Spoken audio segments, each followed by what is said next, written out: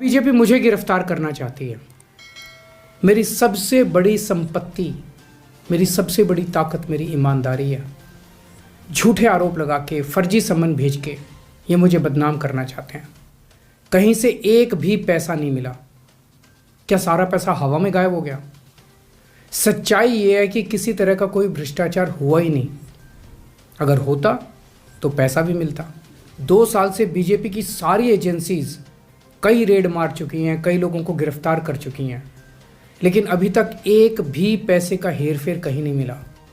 अगर भ्रष्टाचार वाकई हुआ है तो इतने करोड़ों रुपए गए कहाँ? ऐसे फर्जी केस में आम आदमी पार्टी के कई नेताओं को इन्होंने अभी तक जेल में रखा हुआ है। इन्होंने मुझे समन भेजे हैं। मेरे वकीलों ने मुझे बताया कि ये समन गैर कानूनी है। क्यों गैर कानूनी है?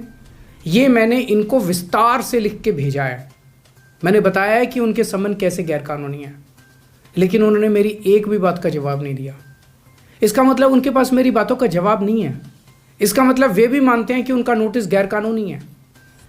क्या मुझे एक गैर कानूनी समन का पालन करना चाहिए? अगर कानूनी रूप से सही समन आएगा तो मैं पूरा सहयोग करूंगा। बीजेपी का मकसद जांच करना तो है ही नहीं। इनका मकसद तो लोकसभा चुनाव में मुझे प्रचार करने से रोकना है। ठीक लोकसभा चुनाव के पहले इन्होंने मुझे समन भेजा है। क्यों? इस जांच को चलते 2 साल हो गए। अभी ठीक लोकसभा चुनाव के पहले मुझे क्यों बुलाया जा रहा? नहीं बुलाया। सीबीआई ने मेरे को 8 महीने पहले बुलाया था। मैं सीबीआई में गया था, उनके सारे जवाब भी दिए थे। लेकिन अब ये लोग ठीक लोकसभा चुनाव के 2 महीने पहले मुझे बुला रहे हैं। तो बीजेपी का मकसद कोई पूछताछ करना थोड़ी है। इनका मकसद है पूछताछ के बहाने केजरीवाल को बुला लो और उसे गिरफ्तार कर लो, ताकि मैं लोकसभा चुनाव में प्रचार ना कर पाऊँ। आज बीजेपी भ्रष्टाचारियों को नहीं पकड़ रही, बल्कि खुलेआम ईडी और सीबीआई का इस्तेमाल करके दूसरी पार्टियों के नेताओं को तोड़ के बीजेपी में शामिल करवाने का काम किया जा रहा है। एक नहीं, 2 नहीं, कितने उदाहरण हैं जहां किसी पार्टी के नेता के खिलाफ ईडी सीबीआई के मामले चल रहे थे या उन पे गंभीर आरोप लगे हुए थे। जैसे ही वो नेता बीजेपी में शामिल हुए, उनके सारे पुराने मामले बंद कर दिए गए या ठंडे बस्ते में डाल दिए गए। तो जो इनकी पार्टी ज्वाइन कर लेता है उसके सारे मामले रफा दफा कर दिए जाते हैं। जो इनकी पार्टी में नहीं जाता वो जेल जाता है।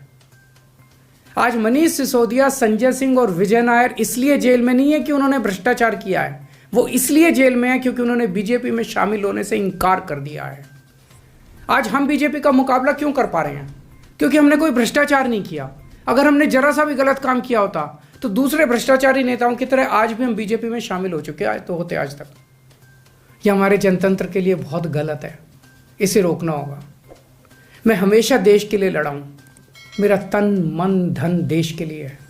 मेरी एक एक सांस देश के लिए है। मेरी खून की एक एक बूंद देश के लिए है। सब्सक्राइब कीजिए न्यूज रिएक्शन चैनल को और प्रेस कीजिए नोटिफिकेशन बेल को, ताकि आप पास के लेटेस्ट न्यूज अपडेट्स सबसे पहले